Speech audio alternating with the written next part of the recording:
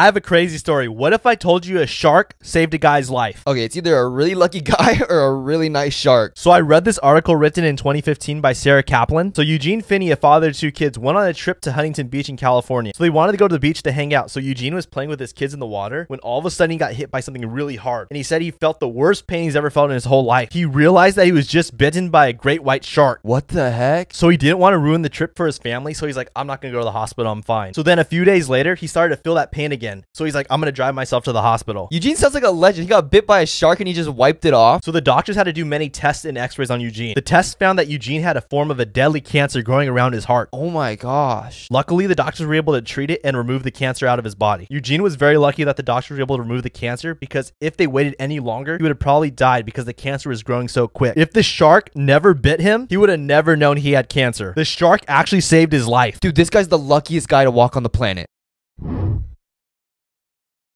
Have you heard of the pretty woman effect? No, what is that? Have you ever gone into a store and the workers were super rude to you? Dude, all the time. What if I told you they do it on purpose? What? So there's a theory that stores like Gucci and high-end stores are purposely rude to their customers to increase sales. Wait, how does that even work? So there was a study done at the University of British Columbia School of Business that rude workers actually sold more products than nice workers. Are you serious? Yeah, so what these rude workers do is they make the customers feel like they're irrelevant and they're not worthy of their time. Dude, I know exactly what you're talking about. So this makes the customers want to prove to the workers that they can't afford it, so they end up spending more money just to prove to the workers that they can. Okay, I can see how this could work now. And that's why it's called the pretty woman effect, because there's a movie called Pretty Woman with Julia Roberts where she goes into this high-end store and the workers are really rude to her because they feel like she can't afford it. So she comes back and buys the entire store just to prove to the workers that she can. Wait, when you think about it, it's so wrong, but it's so genius. It's literally reverse psychology. Exactly.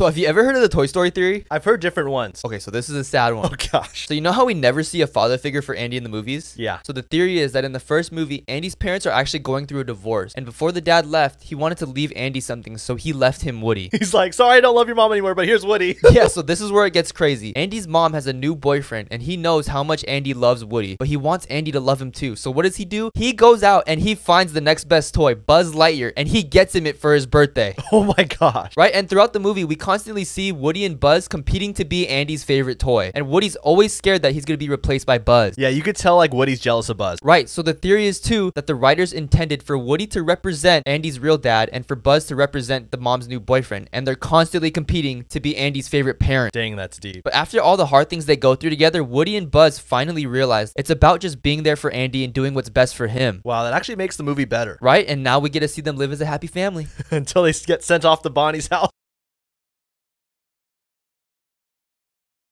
Have you heard of the Ratatouille theory? No. So we all know the movie Ratatouille is about a rat named Remy, and he's trying to help his friend Linguini keep a job at a restaurant. But Chef Skinner is always trying to get Linguini fired. Bro, I hate Chef Skinner. So you know at the end of the movie, we see that Chef Skinner finds out that Remy's been the cook the whole time. Yeah. So Skinner realizes that animals are a lot smarter than everybody thinks, and he wants to be able to learn how to communicate and understand what animals are saying, but no one else believes him. So this is where the theory comes in. There's a theory that Skinner meets a guy who is super smart and believes Skinner, and he thinks that he can help Skinner be able to understand what animals are saying. Wait, what? So this guy is actually Charles Muntz from the movie Up. Skinner convinces Charles Muntz that animals are a lot smarter than everybody thinks. So Charles Muntz believes him and creates a device so that animals can talk. Wait, like Doug the dog's collar. Exactly. So in the movie Ratatouille, we see that Remy's running through this apartment building, and then we see the dog Doug from Up. The theory is that it's Charles Muntz's apartment because Doug actually belonged to Charles Muntz. And this makes sense how Skinner and Charles Muntz met since they live really close to each other. Dude, I like this theory.